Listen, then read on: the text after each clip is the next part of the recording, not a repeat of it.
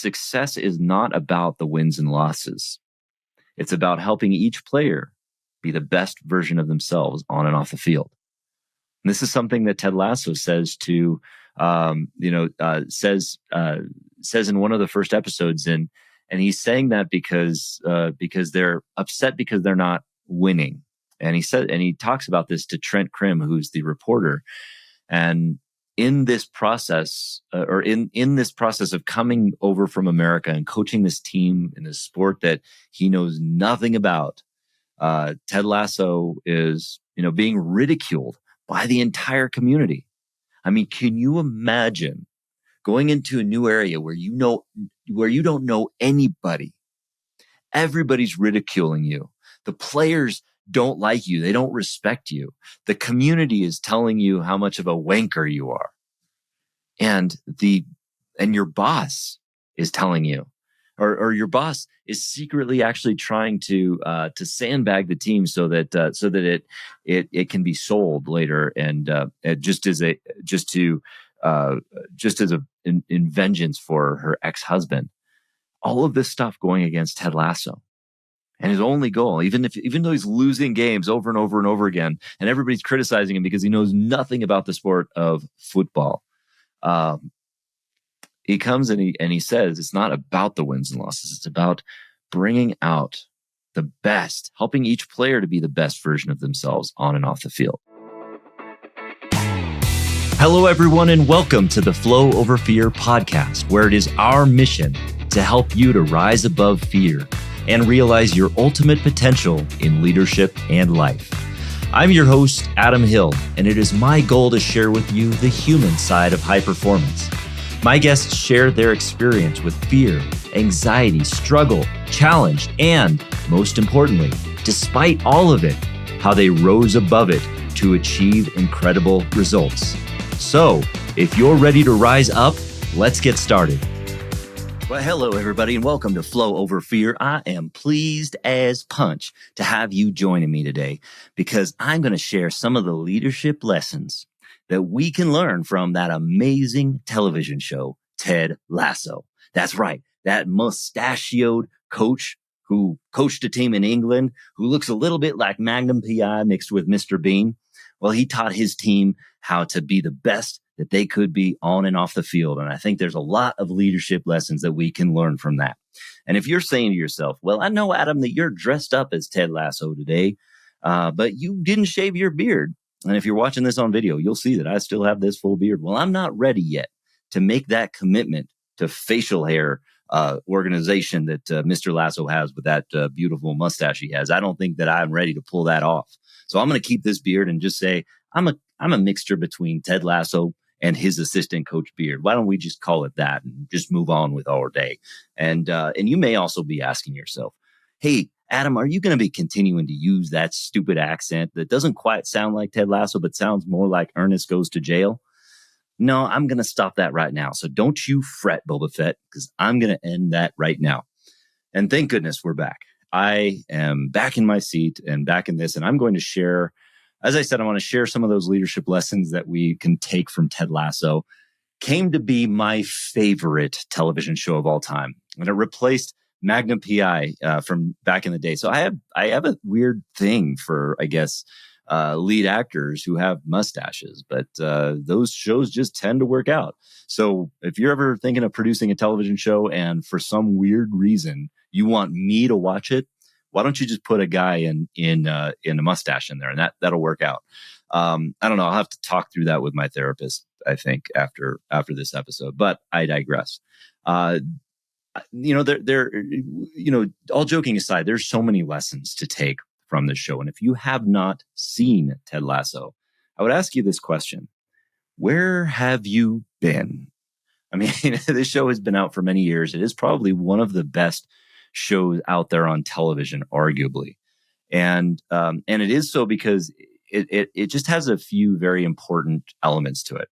The first is its authenticity. I mean, there's just so much authenticity within these characters that exist there. None of them are perceived as perfect. Every single one of them is flawed, and yet every single one is striving to do the best they can. This show demonstrates that even despite our differences, despite our flaws, which are going to exist, despite our fears and everything that we may face, we're all just doing our very best. And a lot of times we don't know what's happening beneath the surface for every one of us. Even the most, even some of the hardest characters to like in this show, the Roy Kents or the Nates or even the Jamies, Jamie Tarts, you come to like them because you can start to understand their story and their background, and that we're all going through something and we're dealing with it in some way, and we're all just doing our very best. And I think that's one of the important concepts that we want to learn for our organizations or our companies or our families or wherever we may be leading. I mean, the place to start is to have that empathetic role of just knowing that everybody is going through something. And we may just want to have a little empathy to start. And so getting into this, I wanted to share some of the important, those important lessons that I gained from this show as I watched it through the second time. That's right. I watched it through 2 times. You can judge me all you want.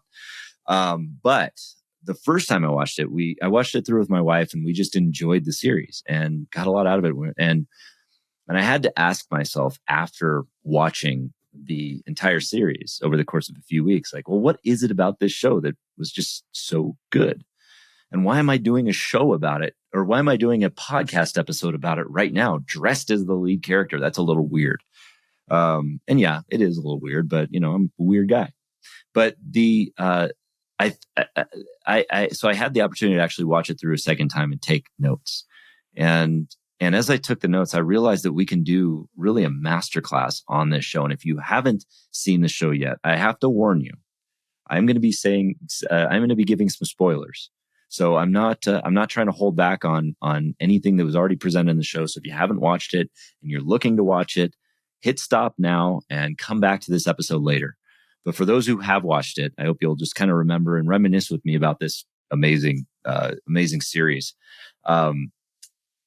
I think that one of the things that prompted me to take notes on this was the first time watching it through. In the last episode, they wrote a book, Trent Krim wrote a book called The Lasso Way.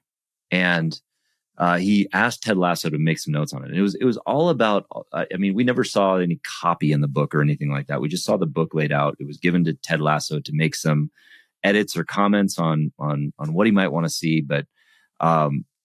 But he only made one suggestion, one note on that book.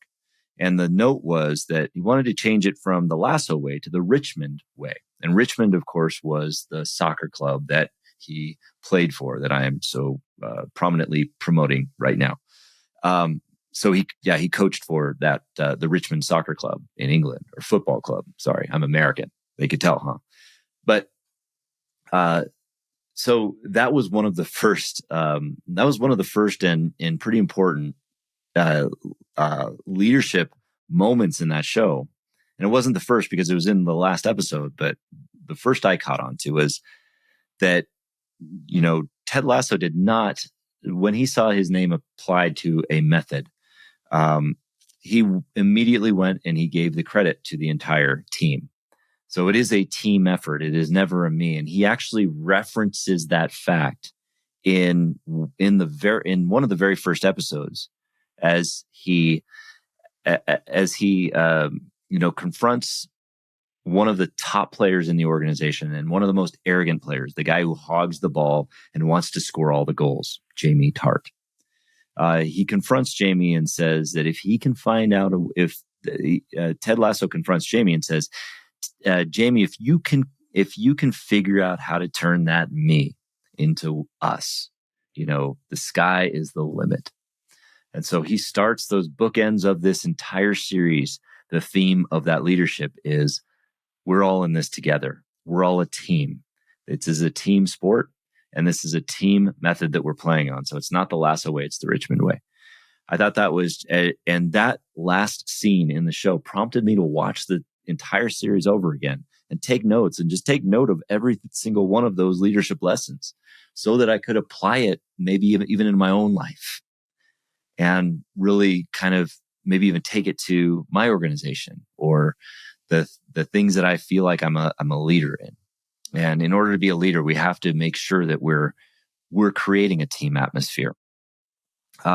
So here are some of the things that I caught on to. And some of these are often found throughout other blog articles or podcasts or things like that. But these are what I caught on to. I think they're really important, and I just wanted to share them with you. And one of the first lessons I think we can get from this, and this isn't just a leadership lesson, but this is just a life lesson.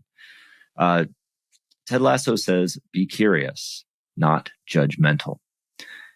I know I've talked about curiosity within this show quite a lot. And curiosity, I think, is an important antidote to a lot of things. It's an antidote to fear. It means that we'll start to get more information. It's an antidote to confusion. It's an antidote to to judgment, as Ted Lasso is saying.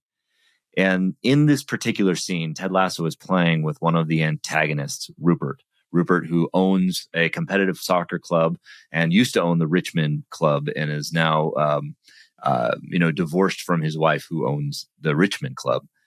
Well, he and Ted Lasso happen to be playing darts for just for a wager on the club. And, Ted Lasso has a bit of a monologue because Rupert underestimated Ted in this case. He thought that he could handily beat Ted Lasso at darts. But what he failed to do was get curious about Ted's history, to find out more about him. And in this monologue, Ted talks about how he saw this quote by Walt Whitman at one time, and it intrigued him, and he realized that if he could just get more curious, then maybe he would have realized that, if Rupert would have got more curious, he would have realized that Ted Lasso grew up playing darts with his dad. It was a common occurrence. And then he went on to beat Rupert at that game of darts. And it was a marvelous scene, of how we can learn to switch things on it. Where are you being just instantly judgmental? And that's not a critique, because I find in my own life that, it's just somewhat of an instinct. We come into these belief systems and we narrow down on these judgments. And if instead we kind of step back and we get curious about that, we might be able to be open-minded to either change our ways or to get along more with others or to find a new path that is more empowering for everybody. So be curious, not judgmental. The next lesson that was learned was also in one of the early ones. And I can't get to all of these, by the way, because there are so many. But the lesson is that success is not about the wins and losses. It's about helping each player be the best version of themselves on and off the field. And this is something that Ted Lasso says says in one of the first episodes, and he's saying that because they're upset because they're not winning. And he talks about this to Trent Krim, who's the reporter, and in this process, in this process of coming over from America and coaching this team in a sport that he knows nothing about, Ted Lasso is, being ridiculed by the entire community. I mean, can you imagine going into a new area where you don't know anybody? Everybody's ridiculing you. The players don't like you. They don't respect you. The community is telling you how much of a wanker you are. And your boss is telling you, or your boss is secretly actually trying to sandbag the team so that it can be sold later, and just as in vengeance for her ex-husband. All of this stuff going against Ted Lasso. And his only goal, even though he's losing games over and over and over again, and everybody's criticizing him because he knows nothing about the sport of football, he comes and he says it's not about the wins and losses. It's about bringing out the best, helping each player to be the best version of themselves on and off the field. And even if we don't get it at the time, even if in those first couple episodes it sounds insane because everyone's against him, you see gradually those dominoes start to fall. And they use that analogy in there with the dominoes. They say that one domino is meant to fall. That first domino was Roy Kent. But every single one of those dominoes starts to fall, and he starts to bring out the best. And you see that theme throughout the entire series. How can we bring that kind of element into our own organization? How can we look at each individual within our responsibility of leadership and bring out the best in those people? What is the best way that we can do that? Instead of always looking at the whole, and of course, looking at the whole is a big thing. As Ted Lasso has said, it may not be about the wins and losses, but it sure is fun to win. I mean, you can score more goals and lose, just like you can score less goals and win. But when you score more goals and win, that's pretty darn fun. That's what he says. And so instead of always looking at that big picture and looking at the whole, look at the individual and think, how can I bring the best out in this person so that they can bring out the best for us? Think about how ways in which you can do that within your own organization, within your family, or in any other way that you might be leading in the community. And then one of the next ones, the next lessons that we learn from this, as I mentioned earlier, everybody is far from perfect. Even the lead character, Ted Lasso, is imperfect. I can relate to him a lot. And I don't know, I would ask you if you could relate to Ted as well. I related to him because of the idea that he felt going into this soccer club, not knowing anybody and also feeling like he didn't know anything about soccer and that everyone hated him. And I also related to the anxiety attacks that he was having, the panic attacks that he felt constantly. I mean, I've had those kinds of things too. I related a lot to that. And I could sense that. And it was very meaningful to see that in a lead character. Because a lot of times we don't see that in television shows. We don't see the main character crumbling under the weight of their anxiety. So it was great to see that there is a character that kind of represents the community of people that struggle with that. They struggle with those panic attacks, even if they seem crazy, even if they seem that way. So by no means was Ted perfect, but additionally, there were other people that were imperfect too, that were not just imperfect because of something like anxiety or certain other flaws that they might have. It was because they had done something bad, or they'd done something to hurt people. I mean, case in point, with Rebecca and the choice to try to make the team become the worst it possibly could be by hiring Ted. She realized that was bad. And the other example of that is Nate, who deliberately, tore up the Believe sign and went to a competitive team to go coach them and talked terrible trash about Ted Lasso. But the thing was, throughout this entire show, when they came back, when they apologized, when they came back and sought forgiveness, they were forgiven. And that's an important thing too, is that everyone is redeemable if they're willing to be redeemed. Everyone is redeemable if they're willing to be redeemed. Same was true with Jamie Tart, who left the team, talked trash about Richmond, came back, made amends. This was an important element of my growth and journey too, was that, I've done some things in the past that I'm not proud of. I've done some things that are downright terrible. And I've, throughout the course of my sobriety, of getting sober, I made amends. I had to redeem myself. And fortunately, I had the grace from others to be redeemed. And there's another part of that too, which comes from the person who's doing the forgiving. We have to be willing to forgive. Otherwise, if people are willing to be redeemed and we're not willing to forgive, well, now we're holding on to that resentment.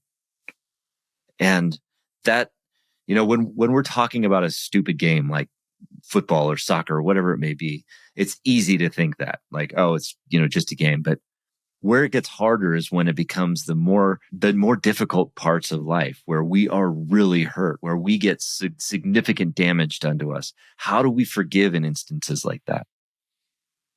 And it's not, and that forgiveness is not necessarily for the other person. It's not for their benefit. Their role in that transaction is their willingness to be redeemed. They have to go through that journey. But the journey that the forgiver has to be on is the journey of being willing to forgive. That's their journey. Because if we're not willing to forgive, well, then we hold on to the resentment. And as Nelson Mandela would say, we're taking our own poison in that case. Everyone is redeemable if they're willing to be redeemed. And then the next lesson that we would learn, from a leadership perspective is this idea of be a goldfish. Now, when there was a point in time in one of the first episodes where Sam Avicenna was playing, and I think he gets tripped up by Jamie Tart, and Ted Lasso goes up to him and goes up to Sam and says, "Hey, Sam, be a goldfish." Or he doesn't say it like that. He talks about the animal that has the shortest memory span of any animal, and that animal happens to be the goldfish. He asks him, "What animal has the shortest lifespan in the world?" And Sam says, "I have no clue." Ted Lasso says, "It's a goldfish." And the whole moral of that exchange was that if you can be a goldfish, you have that short memory when people wrong you. Well, then you can move on to what next. You're not holding on to that resentment. You're not holding on to it. In the spirit of like the last lesson with regard to forgiveness, you may not be able to forgive because that person doesn't want redemption yet. But if you can be a goldfish and have a short memory and move on, move forward, well, then you can actually, you can continue to live on with your life and not build that resentment inside of you. A lot of what I took that to mean was that we want to avoid feeling the resentment inside of us because your resentment, that anger, that frustration, it eats us up inside, and it affects the way we operate. It affects the way we are in the world and exist in the world or lead. And then we start to take it out on other people, where we're not being our best for people because we're holding on to these resentments. Be a goldfish in those situations. And then one of the general themes, this wasn't necessarily explicitly stated, but it was one of the general themes that I got from this episode and from this series. And it doesn't necessarily have to do, or this has more to do with leadership than it does with life in general. But as leaders, we don't have to be the experts. It's not as important that we're the experts of the entire thing. Ted Lasso himself knew nothing about soccer or European football. And I think that was an important placement for the show writers. I mean, yes, it's a funny concept because, let's put a football coach in charge of a soccer team. That would be hilarious. And it was. But I think more broadly than that, and I think more into the nuts and bolts of it, what it taught us was that as a leader, as a coach, as a guide, we may not have to be, an expert in the exact field that we're in. Sure, if you want to learn how to program a computer, you need someone to show you how to program a computer. If you want to learn to play soccer, you need to have a person who knows how to play soccer teach you how to play. But in the professional arena that these Richmond players were in, they already knew how to play soccer, and ultimately what the type of coaching that is needed in some of those cases is the coaching that brings the team together to be their absolute best. And if you're running an organization or if you're running a team that is already experts in what they're doing, chances are, if you're running a sizable organization or operation or anything like that, and you've hired the sales person, you've hired the operations person, you've hired the finance person, you've hired them all. You've hired experts. You do not have to be an expert in all those fields. But what you do have to do is you have to bring the team together. You have to create the environment for those team members, for those experts to shine. On the field, it may be the forward, giving the forward the tools and that opportunity and the support to shine on the field to score as many goals as they do. If, in fact, the forward scores goals. I don't know that because I'm like Ted Lasso. I don't know soccer. Or the goalie. You just have to give that goalie the tools to be able to do their expert job. And a lot of times that happens on and off the field. So as coaches, you don't have to feel like you need to be the expert. And I understand that desire because a lot of the feedback we get as leaders from people who aren't in that position of leadership, frankly, is that we might not know enough about something. We might not be the expert in something. I mean, that happened in this show, by the way. When Ted Lasso arrived on the scenes, nobody looked at him and said, I wonder how well he brings teams together. I wonder how well he lifts up his players. I wonder how well he does team building. No, they said, you know nothing about soccer. You're a wanker, right? That's what people assume. So in leadership, we have to rise above that. We have to rise above that sensation and that internal feeling that we have that we're not enough because we aren't the experts on the specific things. We have to be willing to be curious so that we can get the information we need to make the right decisions on behalf of the team, to make sure that we're lifting them up. Our goal is not to be experts, forcing our people to do the things that they need to do. Our goal is to lift up our people, to allow them to do the things that they excel at. That's the nature of leadership. And that's how we can rise to the level of our team's greatest potential. And ultimately, that's what happened over the course of the series towards the end when Richmond started becoming a world-class organization. The final lesson I want to share that we leave is the obvious one. It's the one we see everywhere, but it is an important one. Believe. And this is now a sign that I have hanging in my office. It's a sign that I have in the background of my Zoom screen for my work in the company that I run, because we do need to believe in our organization. We need to believe in our teams. We need to believe in ourselves. It starts with believing in ourselves and that we all matter, that we all deserve to be loved. And the speech that Ted Lasso gives around this in the show is pretty inspiring. He does talk about that. Believing that we all matter, believing that we all deserve to be loved, to believe in hope, to believe in yourself. And it's fundamental to being alive. And nobody can take that from you. The only person that can take that belief from you is you. People, cynical people they will say that we're crazy or that we're misguided or that we're naive for believing in the things that we believe. You're going to hear that.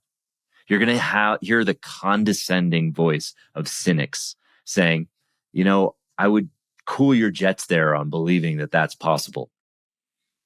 But in reality, they're the ones that are misguided. They're short-sighted. Cynical people are short-sighted in their ability to perceive and visualize an empowering future. It is not easy to get there. It is not easy to believe in yourself. You will fall short on that. But the thing is that when you do believe in yourself and when you pursue that, trust me, it is possible. I've achieved more in my life because of the belief that I've ingrained in the teams that I've led. That we have succeeded to a degree that we never thought was possible. There are things we never thought we could achieve. And yet we still are here today doing the work that makes a difference. Believe in the work that makes a difference for you. Believe in it, regardless of what everyone says, and trust that when people tell you that your dreams are too big, your dreams are big enough. that your dreams are enough to make a difference.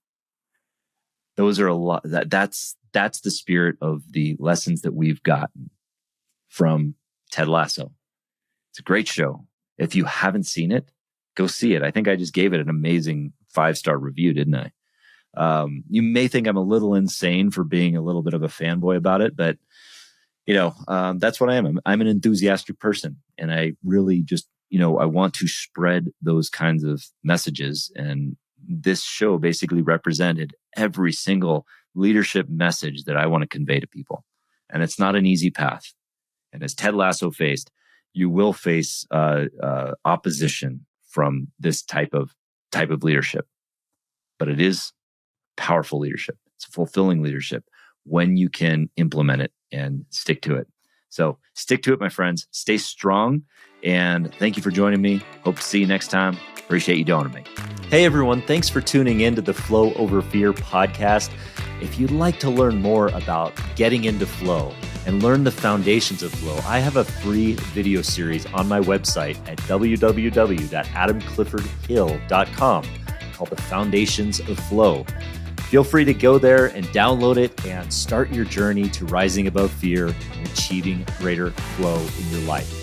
And if you like this episode, and I'm guessing you did if you stuck around for this long, then please do me a favor and hit the subscribe button, and you will receive notifications when I have new interviews, new recaps, and new trainings that pop up on YouTube. Thanks again for joining us.